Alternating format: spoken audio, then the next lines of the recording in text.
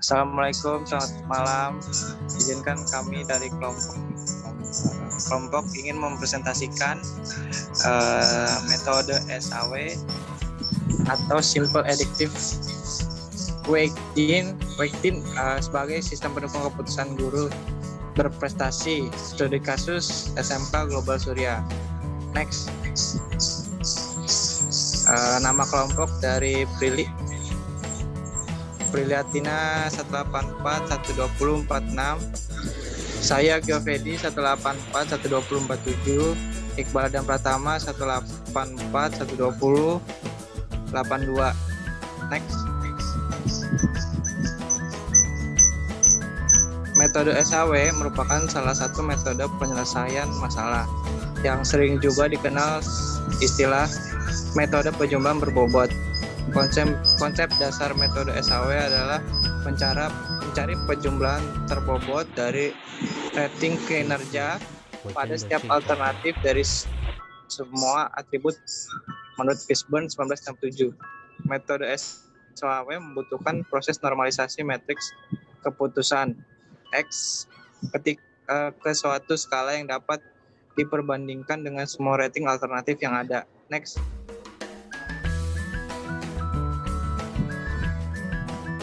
Diberikan persamaan pada gambar 1 sebagai berikut, di mana RIJ atau rating kinerja ternormalisasi, max XIJ nilai maksimum dari setiap baris dan kolom, min XIJ nilai minimum dari setiap baris dan kolom, XIJ baris dan kolom dari matriks, benefit jika nilai terbesar adalah terbaik, cost jika nilai terkecil adalah terbaik.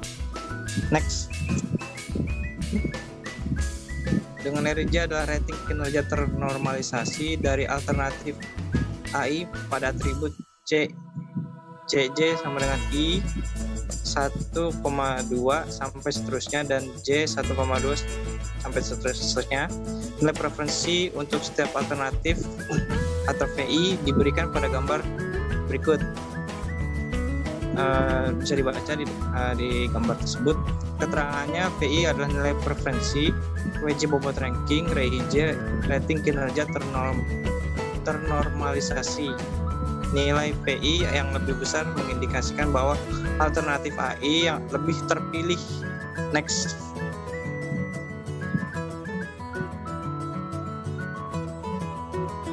Langkah penyelesaian Simple Adaptive Weighting atau SAW. 1. Menentukan kriteria-kriteria yang akan dijadikan acuan dalam pengambilan keputusan yaitu CI. 2. Menentukan rating kecocokan setiap alternatif pada setiap atribut. 3. Membuat matriks keputusan berdasarkan kriteria CI.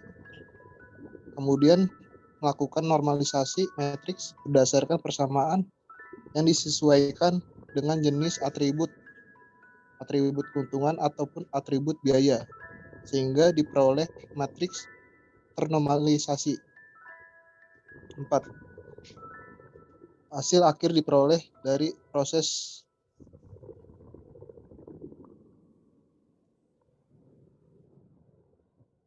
rankingan, yaitu penjumlahan dari perkalian matriks ternormalisasi R dengan vektor bobot sehingga diperoleh nilai terbesar yang dipilih sebagai alternatif terbaik AI sebagai solusi. Next.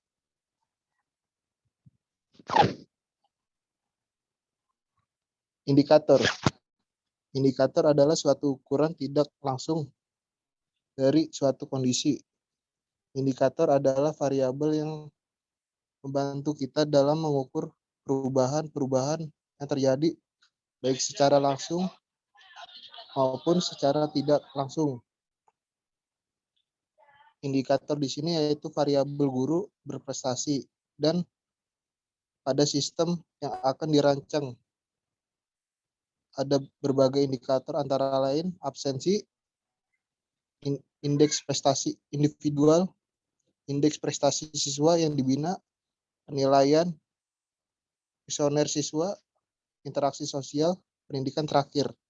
Next. Data kriteria. Data kriteria yang berisi kode, nama, atribut, bobot kriteria, menentukan beberapa penting kriteria tersebut. Atribut kriteria terdiri dari benefit atau cost, di mana benefit artinya semakin besar nilai semakin bagus, sedangkan cost semakin kecil nilainya semakin bagus. Next, data alternatif. Data alternatif adalah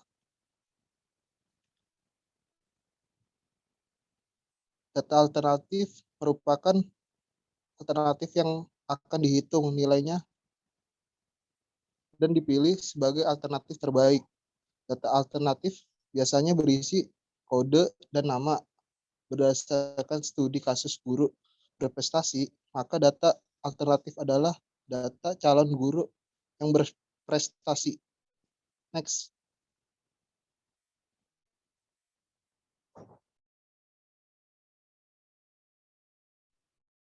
Ya, di sini ada perhitungan SAW. Perhitungan SAW ini setelah menyiapkan data, sekarang waktunya untuk melakukan perhitungan SAW yang kita bagi menjadi 3 langkah, yaitu 1, dia ada tahapan analisa. Pada tahap ini akan mengubah nilai pada alternatif sesuai bobot pada data trips sehingga diperoleh data.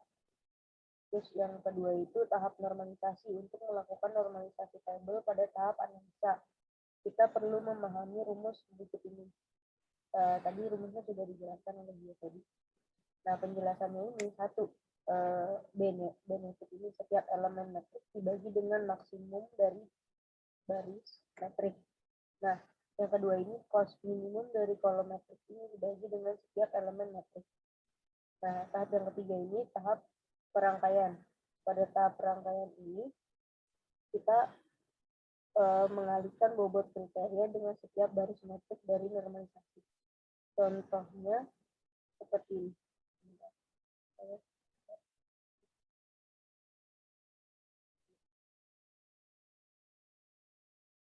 Ya, contohnya seperti ini. Ini adalah data kriteria, di sini ada absensi. Absensi ini masuk ke dalam atribut cost. Dia mempunyai bobot 25. Dan ini di sini indeks prestasi individual, indeks prestasi siswa yang dibina, penilaian kuesioner, interaksi sosial, dan pendidikan akhir. Mereka semua masuk ke dalam benefit dan mereka memiliki bobot masing-masing. Jika di jumlah bobot ini memiliki nilai 100. Di sini ada data crib. Data crib ini dibagi menjadi 4. Dari cost ini ada 4 data. Misalnya absensi ini tidak ada alfa dan izin. Dia mendapatkan poin 4. Nah, seterusnya untuk seterusnya nilainya makin tinggi untuk di absensi ini. Sama begitu juga seterusnya nih. Dan data ini sudah ada dari sananya. Sehingga data ini memang sudah disiapkan dari studi kasusnya. Ya, ini adalah data alternatif. Jadi ini ada kode guru-guru berprestasinya. Ini ada data-data gurunya. Nah, di sini ada tahap analisa. Untuk C1 itu memiliki C1A1 itu memiliki data 60.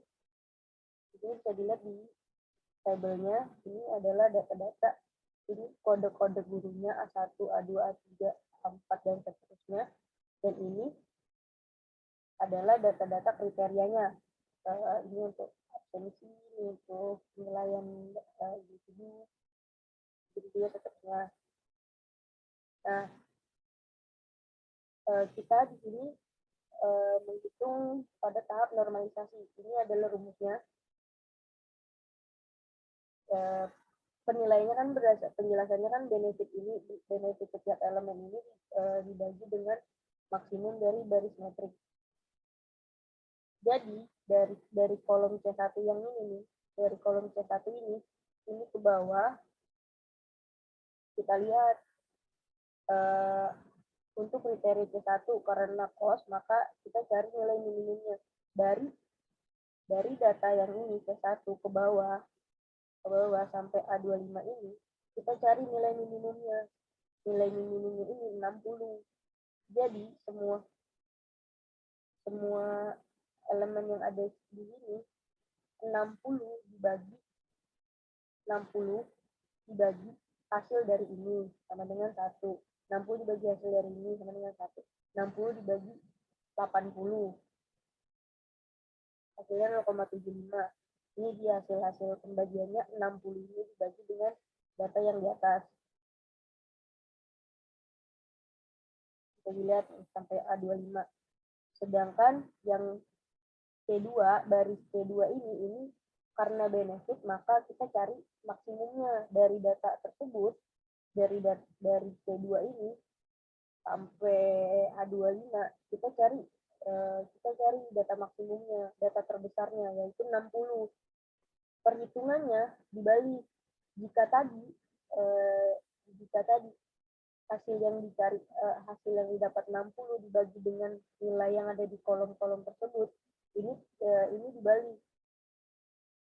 Hasil yang ada di kolom tersebut dibagi dengan hasil ini, hasil 60 yang ini, hasil 60 yang terbesar ini, pokoknya nilai yang terbesar ini, gitu seterusnya. Sama dengan kriteria ketiga, C3, C4, dan C5, C6. Itu sama karena mereka semua satu tipe benefit. Dari hasil data tersebut, kita ambil data perhitungannya. Kita masukkan ke dalam kolom nih, tahap normalisasi. Ini hasilnya. Ini ada yang 0,75, ada yang 1, 0. Kita lihat ada gambar, ada tabel tersebut. Nah, di sini ada tahap perangkaian. Tahap perangkaian kita mengenali bobot kriteria pada setiap baris metrik nilai normalisasi. Nah, untuk yang A1 ini, nilai A1 ini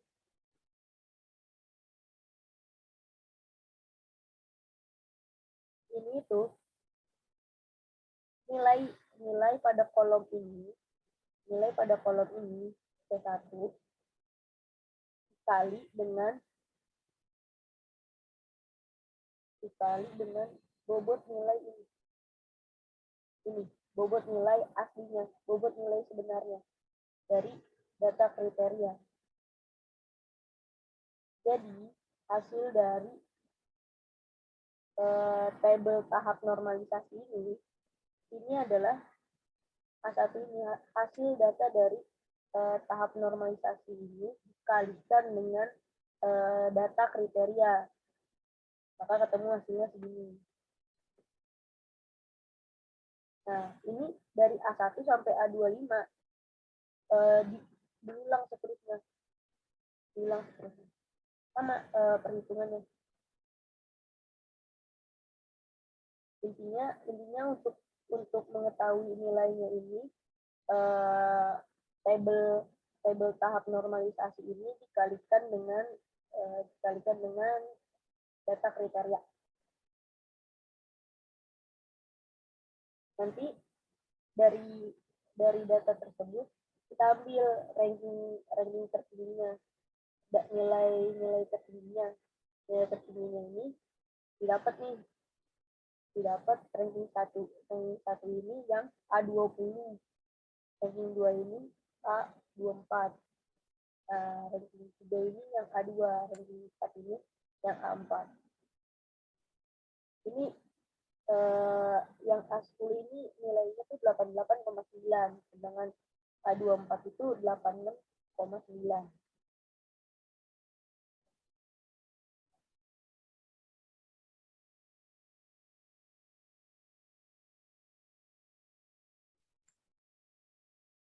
Jadi kesimpulannya, berdasarkan penelitian yang telah dilakukan, maka dapat ditarik kesimpulan bahwa penelitian ini berhasil melakukan Perangkaian alternatif guru berprestasi dari hasil perhitungan bobot dengan menggunakan metode simple additive weighting atau SAW sehingga didapat nilai terbesar pada A20 A10 yang dipilih sebagai alternatif terbaik, dan dari alternatif tertinggi maka guru yang bersangkutan dinyatakan memiliki kriteria yang memuaskan dalam proses mengajar kepada siswa. Itu kira-kira hasil dari penelitian kami. Kurang lebihnya mohon maaf, apabila ada salah kata mohon dimaafkan. Saya ucapkan terima kasih. Wassalamualaikum warahmatullahi wabarakatuh.